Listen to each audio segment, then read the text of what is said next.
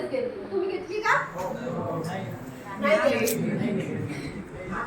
ठीक आहे, तर ज्या लोकांनी घेतली समजा टीनेज किंवा आपण कडे ज्यांचं एज जास्त आहे तर ज्यात असं फाइंड आउट झालंय की त्यांना हार्ट अटॅक जास्त येतो, तर ते ऑब्झर्वेशन आहे. ऑब्झर्वेशन आहे आणि त्यांनी दुसऱ्या पण प्रकारचे जास्त जे रोग आहेत ते होत आहे. आता हे कसं त्या ऑब्झर्वेशननी त्यांनी फाइंड आउट केलंय. किंवा समजा डायबिटीज वगैरे असेल तर ते इन्सुलिन वगैरे असतं तर ते दिल्यानंतर काय फरक पडतोय आणि नाही घेतलं तर काय फरक पडतोय, अभ्यास केल्यानंतर काय फरक पडतोय आणि नाही केलं आणि तसंच एक्झाम नाही केलं तर काय फरक पडतोय, याचं ऑब्झर्वेशन तुमचं असेल. ओके, तर ती काय आहे ऑब्झर्वेशनची मेथड, ऑब्झर्वेशन त्याला म्हणतात. त्याच्यानंतर असतं केस स्टडी. केस स्टडी मध्ये काय आहे, कुठला पण एक टॉपिक घेऊ शकता तुम्ही. समजा तो MBA चायवाला आहे ना, ऐकलं असेल ना, आता त्याचं आणि खूप फेमस होतं त्याचं जे होतं चायवाल्याचे, पण आता ते फेमस नाही राहिलं किंवा त्याचं जे आहे प्रोडक्ट चहा ती एवढी सेलिंग त्याचं कमी झालं. तर मग ते का कमी झालं, ठीक आहे, याची स्टडी म्हणजे पूर्ण स्टार्टिंग पासून तर ते एंडिंग पर्यंत जी स्टडी करतो आपण त्याला काय म्हणतात, केस स्टडी. त्याच्यानंतर नोकिया मोबाईल. आता आहे का नोकिया मोबाईल? नाही. आधी सगळ्यात आधी जेव्हा मोबाईल आले तेव्हा फक्त नोकियाच होते ना. मग त्याचं रिझन काय आहे की आता ते नाहीये, ठीक आहे, अपडेट केलेलं नाही त्यांनी. ओके, त्यांनी काय केलं नाही म्हणून ते मागे राहिले. मग आता याची पण केस स्टडी असू शकते. किंवा मग सगळ्यात जास्त हे सायन्स मध्ये होते बघा. आपण दवाखान्यात जेव्हा ऍडमिट होतो तर तेव्हा आपली एक असा पॅड असतो, त्याला एक फाईल लावलेली असते, आपलं पेज वगैरे असतं, ब्लड किती आहे हे ते. तर मग डॉक्टर काय करतात, आपली पूर्ण केस स्टडी करतात. स्टार्टिंग पासून आपल्याला काही रोग आहे का, मग ह्या गोळ्या घेतल्या तर तुम्हाला काही इन्फेक्शन आहे का, कुठलं खूप खाल्लं काही होतोय का, ॲलर्जी वगैरे आहे का, ठीक आहे. तर हे सगळं कशामध्ये येतं, केस स्टडी. आणि एक्सपेरिमेंटल फील्ड प्रोजेक्ट, याच्यामध्ये काय येतं, एक्सपेरिमेंट. एक्सपेरिमेंटचा अर्थ काय होतो, प्रयोग. ओके, तर तुम्ही एक्सपेरिमेंट करून पाहताय, असं केलं तर काय होईल, तसं केलं तर काय होईल. शाळेत केलं होतं ना तो पाण्याचा प्रयोग, कोणते प्रयोग केले होते शाळेत, शाळेत काय कोणते प्रयोग केले होते,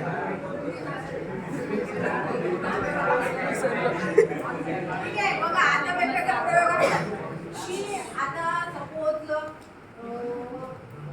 एखादं औषध आहे ते दिल्यानंतर एक ऍक्च्युअल मला तुम्हाला मी एक ते सांगते स्टोरी. बघा, दोन माणसं होते आणि त्या दोघांच्या डोळ्यावर पट्टी बांधलेली होती, ठीक आहे. तर एका माणसाला त्यांनी सांगितलं तुला साप चावलाय. साप नव्हतं चावलं त्याला, फक्त त्यांनी असं त्याला एक पीठ टोचवली आणि सांगितले की तुला साप चावलाय. आणि एका माणसाला खरं साप चावा भेटला त्या सापाने. विषारी असेल तो माहिती, मला पण माहिती नाही, पण त्याला चावायला सांगितलं. पण ज्याला माहिती नव्हतं की त्याला साप चावलाय, ठीक आहे, म्हणजे त्याला चावलं ऍक्च्युअल मध्ये, तर त्याच्या डोक्यात काहीच नव्हतं, म्हणजे चावून पण, कारण त्याला काय वाटलं की मला चावलेलंच नाही. पण ज्या माणसाला साप चावला नव्हता त्याच्या बॉडीमध्ये पॉइझन तयार झालं आपोआप, कारण त्याच्या डोक्याने ते विचार केला ना मला साप चावलाय का, आता मी मरणार आहे म्हणून. तर हे कसं असतं ऑब्झर्वेशन, म्हणजे तुम्ही थिंक काय करता, हा प्रयोग करून पाहिला त्याला, ठीक आहे. असंच एका प्रयोगेचा लेडीने केला होता, फॉरेनची लेडी होती, ती अशी उभं राहिली, तिने एकदम खूप सगळे ऑब्जेक्ट असे टेबलवर ठेवले आणि ती काय म्हटली की तुम्हाला जे काय करायचं आहे ते तुम्ही माझ्यासोबत करू शकता, ठीक आहे. फुलं होते, चाकू होते, कैची होती, असे वेगवेगळे खूप सगळे तिने तिथे ऑब्जेक्ट ठेवले. तर स्टार्टिंगला काय केलं, काही लोकांनी तिला फुलं दिले, गुलाबाचे फुलं दिले, तिला गिफ्ट दिले, तिच्यासोबत फोटो काढले, ठीक आहे. आणि मग काय केलं, वेळेनंतर लोकांनी काय केलं, तिच्या हातावर त्या चाकूने असं मारलं आणि ते रक्त प्यायला लागले. म्हणजे आपण अलाउ केलं लोकांना, काही करा तुमच्याकडे, ते लोक ते काही करायला तयार असतात. हे तिचं ऑब्झर्वेशन होतं. आणि मग एक वेळ झाला तर तिची तब्येत इतकी खराब झाली की तिला ऍडमिट करावं लागेल. मग त्याच्यावरून काय सिद्ध झालं की जर तुम्ही लोकांना करायला दिलं तर ते काही करतील, कशाचाही विचार करणार नाही, ठीक आहे. तर हे असे वेगवेगळ्या फील्ड प्रोजेक्टचे टाईप असतात, ठीक आहे. काय confusion,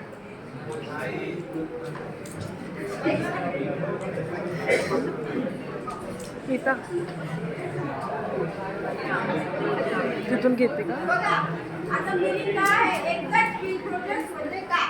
A field project proposal is a written plan of research work. Proposal म्हणजे काय? Propose हे सेलिब्रेट केला असेल ना तुम्ही? नाही केला? पैसे नव्हते म्हणून. बघा, आता प्रपोज डे किंवा हेतू काय आहे त्याचा? ओके रे? प्रपोजल म्हणजे आपल्याला काय करायचं? बरं जाऊ दे, आपल्याला फिरायला जायचंय. फिरायला जाण्यासाठी जाऊ आपण. ठीक आहे?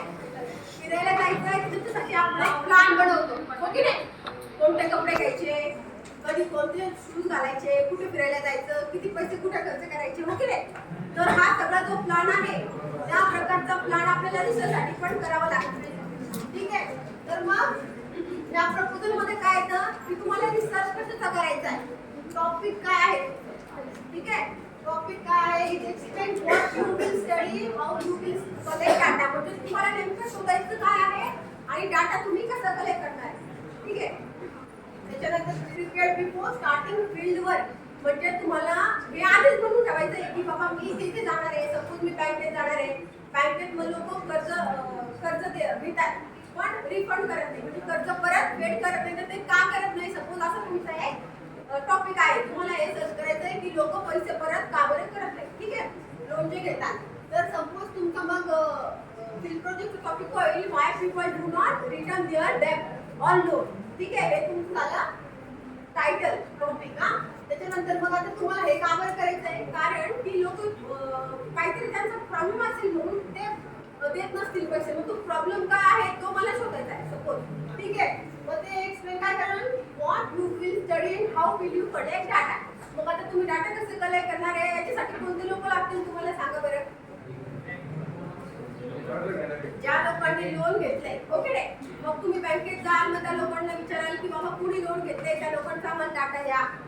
ठीक आहे? मग तो डाटा तुम्ही कलेक्ट कराल. मग हे सगळं तुम्हाला आधी लिहायचंय की बाबा मी हा टॉपिक घेतोय. ठीक आहे? हा टॉपिक आहे, मग मी या बँकेचा आहे, त्या बँकेचा आहे. जी कोणती का बँक असेल ना, तुम्ही त्याचं नाव लिहायचंय. मग तिथे मी 10 लोक घेईन, 20 लोक घेईन, 30 लोक घेईन. ठीक आहे? तुमच्या मनावर. मग त्याच्यानंतर it explain what topic you will study, why topic is important. आता त्या टॉपिकचं महत्त्व काय. ओके नाही? जे काही तुम्ही टॉपिक घेताय त्याचं काहीतरी महत्त्व असलं पाहिजे की नाही.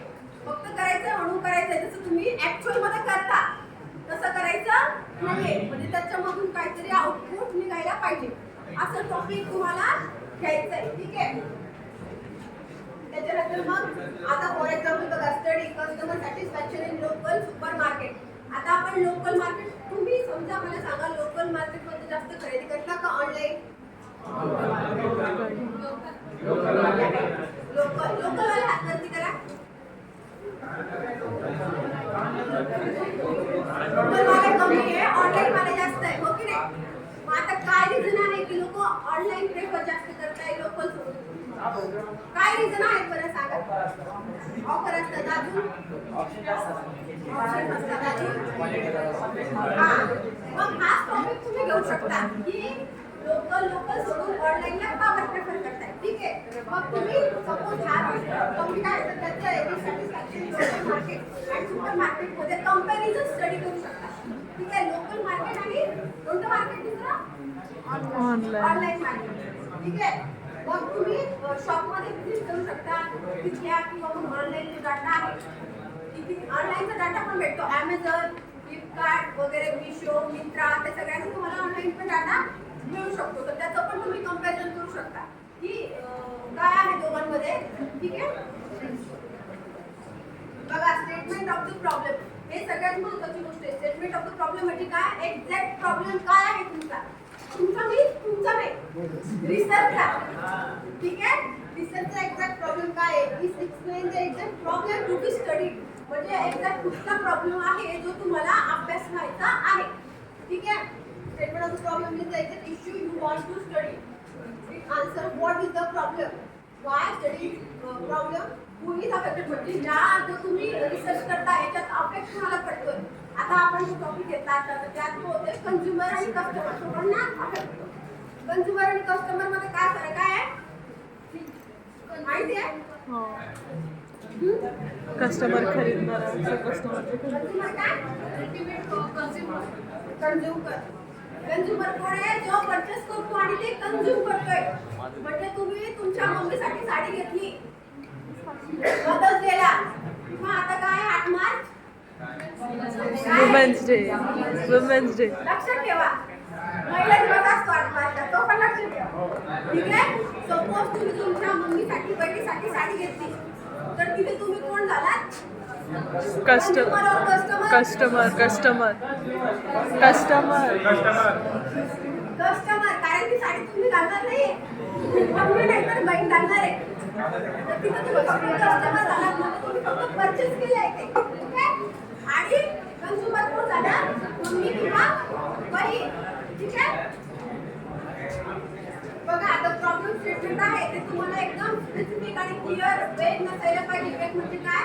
त्याच्यामध्ये स्पष्टता असायला पाहिजे. म्हणजे तुम्हाला एक्झॅक्ट काय सांगायचं आहे ते तुम्हाला चांगल्या प्रकारे त्यांना सांगता आलं पाहिजे. ठीक आहे. मग तुम्हाला काय स्टडी करायचं आहे बघा. आता कस्टमर प्रेफर ऑनलाईन शॉपिंग. का बरं ऑनलाईन शॉपिंग प्रेफर करतात ते तुम्ही आता रिझन सांगितले. ओके नाही? वाय स्मॉल शॉप कस्टमर का बरं जे छोटे छोटे दुकानं आहेत ते त्यांच्याकडे कस्टमर का बरं जात नाही? आता हे रिझन तुम्ही आताचे सांगितले तेच एक्झॅक्ट रिझन. आणि अजून दुसरे काय असतील तर ते पण तुम्ही शोधू शकता. बघा review of literature. Review of literature म्हणजे काय? की ऑलरेडी जे तुमचा टॉपिक आहे, आता सगळ्यांचं वेगवेगळे टॉपिक असणार आहे, एकच असणार आहे का? नाही. तर काय करायचं तुम्ही याच्यावर जायचं, गुगलवर जायचं, क्रोमवर, आणि तुमच्या टॉपिकशी रिलेटेड जे रिसर्च पेपर आहेत किंवा जो काही डाटा आहे तो डाउनलोड करायचा आहे. आणि त्याच्यामध्ये जे ऑलरेडी शोधलंय, ठीक आहे, दुसऱ्या रिसर्चरनी जे शोधलं आहे ते तुम्हाला शोधायचं नाहीये. जे ऑलरेडी अवेलेबल नाहीये मार्केटमध्ये, ठीक आहे, ज्याची स्टडी झालेली नाहीये ते तुम्हाला शोधायचंय. त्याची स्टडी तुम्हाला करायची आहे, ते तुम्हाला फाइंड आउट करायचंय. Study of previous research on topic. जे काही तुमचं टॉपिक असेल, कस्टमर सॅटिस्फॅक्शन सपोर्ट, तर त्याच्याशी रिलेटेड तुम्हाला रिसर्च पेपर डाउनलोड करायचे, ते वाचायचे. आणि मग जे त्याच्यात कोणी गेलेलं नाहीये, शोधलेलं नाही, ते तुम्हाला शोधून काढायचंय. ठीक आहे. आता ते काय मदत करते तुम्हाला? ते तुम्हाला अंडरस्टँड हेल्प करते understand what other subject found. म्हणजे दुसऱ्या लोकांना काय सापडलं आहे त्या रिसर्च मधून आणि तुम्हाला काय शोधायचं आहे किंवा तुम्हाला काय स्टडी करायचं आहे. आता हे तुम्हाला बुक्स मधून नाही मिळू शकतं. जर्नल्स असतात, रिसर्च पेपर, थेसिस असतात. थेसिस माहिती आहे? पीएचडीच्या वेळी बघा ते असे ब्लॅक कलरचे बुक बाइंडिंग असतं. आता एमकॉमला पण असतं, ते तुम्हाला पण असेल आता. तर तशा प्रकारे ते तुम्ही यूज करू शकता. आता त्याचं पर्पज काय आहे? To understand topic, avoid repeating same research. आता जो लोकांनी रिसर्च केला आहे तोच आपण परत करतोय, मग त्याचं काही आउटपुट आहे का? नाही. त्याच्यातून काही नवीन निघणार आहे का? नाही. तुम्ही नवीन काहीतरी शोधायचं आहे म्हणून जे ऑलरेडी केलेलं आहे ते करायचं नाहीये, नवीन करायचंय. म्हणून तुम्ही तो रिव्ह्यू लिटरेचरचा अभ्यास सगळ्यात आधी करायचा. सगळ्यात आधी तुम्ही हा अभ्यास करायचा. म्हणजे मग तुम्हाला ते सोपं जातं की बाबा काय आहे आणि काय नाहीये, म्हणजे आपण काय नवीन शोधू शकतो. ठीक आहे. ते मग तुम्हाला बुक्स मधून, रिसर्च पेपर, जर्नल, इंटरनेट आणि सगळीकडून तुम्हाला याची इन्फॉर्मेशन मिळू शकते. बघा हायपोथेसिस. हायपोथेसिस म्हणजे काय असतं? एक टेंटेटिव्ह संकल्पना असते. ठीक आहे. आता आपण जिंकू की नाही, आपण मॅच पाहतो ना तुम्ही सगळे, ठीक आहे. तर आता तुम्ही विचार करता की आपण जिंकणार आहे की नाही, हे कशावरून ठरवता तुम्ही? मॅच बघता, मग त्याच्यावरून काय तुम्ही कन्क्लुजन काढता, रन्स बघता, ओव्हर बघता, हो की नाही, आणि मग ठरवता की आपण जिंकणार आहोत की नाही. तर आपण जिंकणार आहोत, ठीक आहे, ही काय झाली? पॉझिटिव्ह स्टेटमेंट झालं. आणि आपण जिंकणार नाही, जे नाहीचं स्टेटमेंट नसतं, निगेटिव्ह आलं, त्याला काय म्हणतात? Null hypothesis. ठीक आहे. नल हायपोथेसिस म्हणजे काय? निगेटिव्ह असतं ते. मी पास होणार नाही, ठीक आहे, किंवा मी लग्न करणार नाही, आपण मॅच जिंकणार नाही, जे काही निगेटिव्ह स्टेटमेंट असेल तुमचं रिसर्च मधलं, ठीक आहे, त्याला काय म्हणू आपण? Null hypothesis. H1 त्याला H1 ने H0 ने डिनोट करता. H0 म्हणजे नल हायपोथेसिस. आणि अल्टरनेटिव्ह असतं म्हणजे ते पॉझिटिव्ह स्टेटमेंट असतं, म्हणजे आपण मॅच जिंकणार, ठीक आहे, आपण पास होणार, आपण फिरायला जाणार. जे काही पॉझिटिव्ह स्टेटमेंट आहे तुमचं ते काय असणार आहे? अल्टरनेटिव्ह. याच्यामध्ये म्हणजे दोन गोष्टींमध्ये तुम्ही रिलेशन आहे असं दाखवता. ठीक आहे. आता हे जे आहे तर हे आहे की नाही याला टेस्ट करायला खूप साऱ्या मेथड्स असतात. तर हे तुम्हाला आता समजणार नाही. समजलं पण तुम्हाला ते यूज करता येणार नाही अजून. ठीक आहे, म्हणजे हे आपण जेव्हा आर्टिफिशियल इंटेलिजन्सचे बेसिक्स मध्ये सगळं कोर्स घेऊ त्यात आपण पूर्ण चांगल्या प्रकारे एक्सप्लेन करू. ठीक आहे, हे समजलं का? नल म्हणजे काय? निगेटिव्ह आहे, त्याच्यात काही रिलेशनशिप नसते. आणि H1 म्हणजे पॉझिटिव्ह.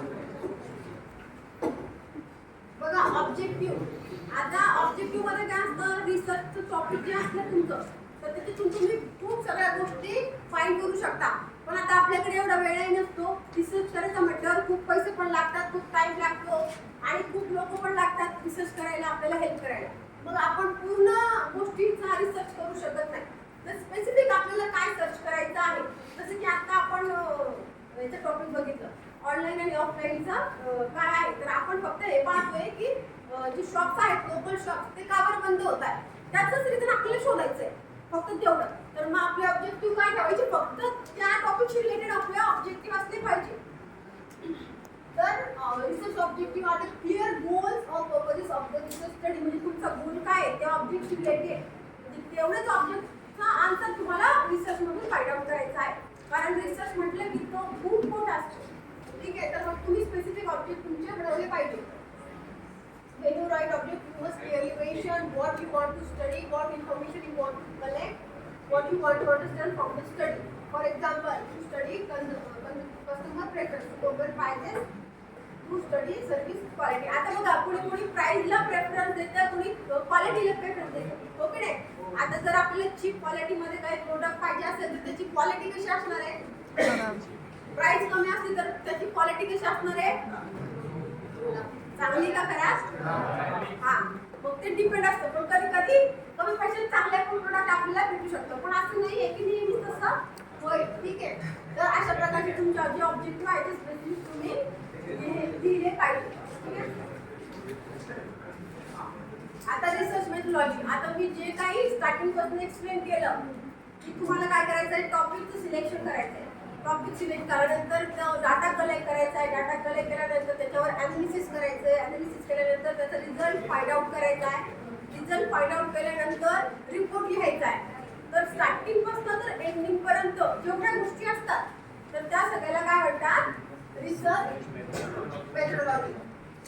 त्याच्यामध्ये A to Z सगळ्या गोष्टी इन्क्लूड होतात, from the beginning of the topic और selecting of the topic to ending the topic, report writing.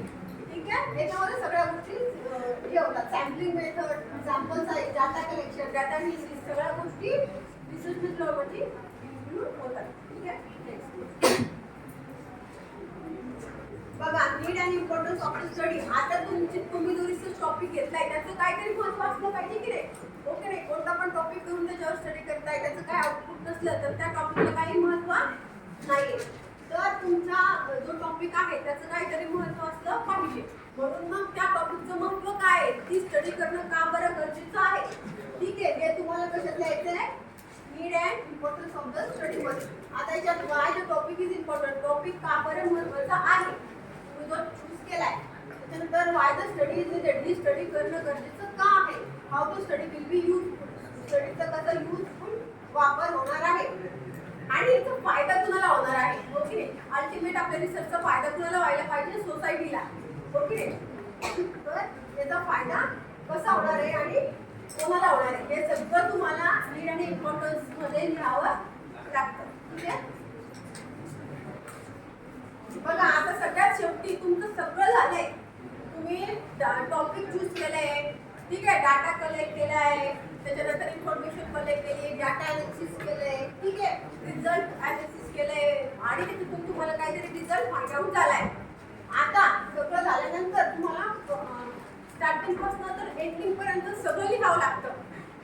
सगळ्यात महत्त्वाचा हा पार्ट आहे शेवट, जो असतो ना पिक्चरची एंडिंग, सगळ्यात महत्त्वाची की ओव्हरऑल तुमचं रिसर्च काय आहे, काय फाइंड आउट झालंय आणि त्यातून तुम्हाला काय मिळालंय आहे आणि तुमचं सजेशन काय आहे किंवा तुमचं कन्क्लुजन काय आहे. त्या सगळ्या गोष्टी मिळून तुम्हाला एक रिपोर्ट लिहायचा असतो. ठीक आहे, A to Z. तर रिपोर्ट मध्ये स्टार्टिंग पासून तर एंडिंग पर्यंत सगळ्या गोष्टी तुम्हाला लिहाव्या लागतात. ठीक आहे, report writing means presenting research findings, म्हणजे तुमच्या रिसर्च मधून तुम्ही काय फाइंड आउट केलेलं आहे. ठीक आहे, it includes introduction, data analysis and conclusion. It should be clear and simple. आणि बघा तुमचा जो रिसर्च आहे तो एकदम सिम्पल भाषेत असलं पाहिजे की बाबा तुम्ही कॉमर्सचे म्हणून एकदम हाय फाय इंग्लिशची लँग्वेज वापरताय किंवा तुम्ही सायन्सचे आहे तर आपल्यासारखं कॉमर्सवाल्यांना आर्ट्सवाल्यांना किंवा साध्या लोकांना तो रिसर्च काय आहे ते वाचताच कळलं पाहिजे. एकदम सोप्या शब्दात तुम्ही तो रिसर्च लिहिला पाहिजे की कुणाला पण म्हणजे तो त्या फील्डशी रिलेटेड असतो किंवा नसो त्याला तो रिसर्च समजला पाहिजे. म्हणजे तुम्ही काय लिहिलंय, तुमचं फाइंड आउट काय आहे, तुमचं सजेशन काय आहे, ठीक आहे, हे सगळं त्यातून तुम्हाला चांगल्या प्रकारे कळायला पाहिजे. कुणाला जो तिसरा व्यक्ती वाचतोय ठीक आहे त्याला म्हणजे तो 10वी जरी शिकलेला असला तरी ते सगळं त्याला समजायला पाहिजे की तुम्ही काय काय केलेलं आहे आणि काय काय लिहिलेलं आहे. तर याच्यामध्ये काय आहे introduction, objective, data analysis, conclusion, suggestion आणि रिकमेंडेशन म्हणजे स्टार्टिंग पासून तर एंडिंग पर्यंत सगळ्या गोष्टी याच्यामध्ये येतात. आता शेवटी काय असतं वायवा पोस्ट म्हणजे काय की बाहेरचे लोक येतात. तुम्ही जेव्हा प्रोजेक्ट रिपोर्ट सबमिट करता तर तेव्हा बाहेरचे लोक येऊन तुम्हाला विचारतात की तुम्ही हा प्रोजेक्ट का बरं सिलेक्ट केला, त्याच्या मागचं रिझन काय होतं, मग सॅम्पल साईज कशी कलेक्ट केली, मग तुमचा जो रिसर्च आहे तर त्याच्यामध्ये काय काय प्रॉब्लेम्स आले तुम्हाला, आले की नाही आले, मग आले तर तुम्ही ते सॉल्व्ह कसे केले, ठीक आहे, मग सजेशन काय आहे तुमचे आणि याच्यात अजून पुढं काय दुसरी स्टडी करू शकतो का आपण, ठीक आहे. तर या सगळ्या गोष्टी ते तुम्हाला विचारतात. एक्झामिनर असतो एमकॉमला बाहेर एक असतो आणि बीकॉमला पण मला वाटतं आता असणारच आहे, ठीक आहे. तर तुम्हाला पण आहे तर तुम्ही जो पण काही रिसर्च करणार असाल तर तो तुम्हाला वाचायचा आहे. फक्त तिथे जाऊन त्या माणसाकडे दिला म्हणजे झालं असं नाहीये. तुम्हाला त्यात फाइंड आउट काय झालंय, काय तुम्ही स्टडी केली ते सगळं ते तुम्हाला विचारतील, ठीक आहे. आणि तुमची एक्झाम कोणी exam in simple Marathi language कोणी एक्झाम म्हणजे होत असतो आणि पीएचडीच्या वेळेस जो असतो त्याच्या बाहेरचे लोक येऊन तुमचा वायवा घेतात आणि तुम्हाला वेगवेगळे तुमच्या रिसर्चशी रिलेटेड असतात ते प्रश्न ते विचारतात. म्हणजे तुमचा त्याच्याशी रिलेटेड चांगला अभ्यास झाला पाहिजे म्हणजे तुम्हाला त्याची उत्तरं देता येतील, ठीक आहे. बस थँक्यू. काही कन्फ्युजन असला तर विचारू शकता.